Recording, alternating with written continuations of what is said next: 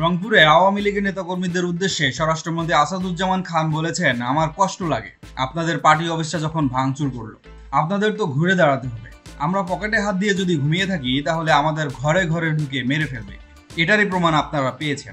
স্বরাষ্ট্রমন্ত্রী বৃহস্পতিবার দুপুরে রংপুর জেলা প্রশাসনের আয়োজনে আইন শৃঙ্খলা রক্ষাকারী বাহিনী ও জনপ্রতিনিধিদের সঙ্গে মতবিনিময় সভায় এ ভাষায় আক্ষেপ করেন। স্বরাষ্ট্র মন্ত্রণালয়ের জননিরাপত্তা বিভাগের সিনিয়র সচিব জাহাঙ্গীর আলমের সভাপতিত্বে সভাটি রংপুর জেলা শিল্পকলা একাডেমিতে অনুষ্ঠিত হয়।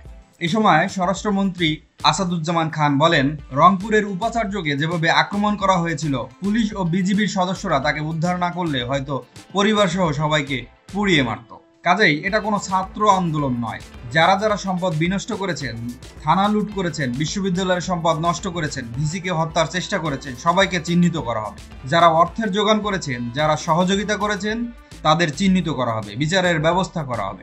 ধ্বংসযজ্ঞের চিত্র তুলে ধরে স্বরাষ্ট্রমন্ত্রী বলেন, সেতু ভবন, ত্রাণ অধিদপ্তর, বিটিভি, মেট্রো রেল, এলিভেটেড এক্সপ্রেসওয়ের নানা জায়গা পুড়িয়ে দেওয়া হলো। এর সঙ্গে আন্দোলনের সম্পর্ক কি, সেই প্রশ্ন রাখেন তিনি।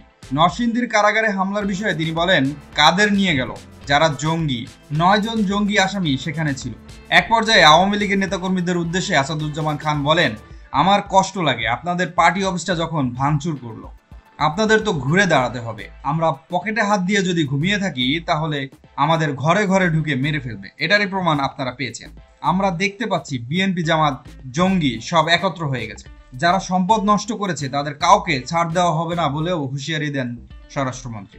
মতবিনিময় সভার আগে দুপুরে স্বরাষ্ট্রমন্ত্রী শহরের তাজহাট থানা উপকমিশনারের অফিস, বেগম রোকেয়া বিশ্ববিদ্যালয় উপাচার্যের বাসভবন, জেলা ও মহানগর আওয়ামী লীগের অফিসের ক্ষতিগ্রস্ত অংশ ঘুরে দেখেন।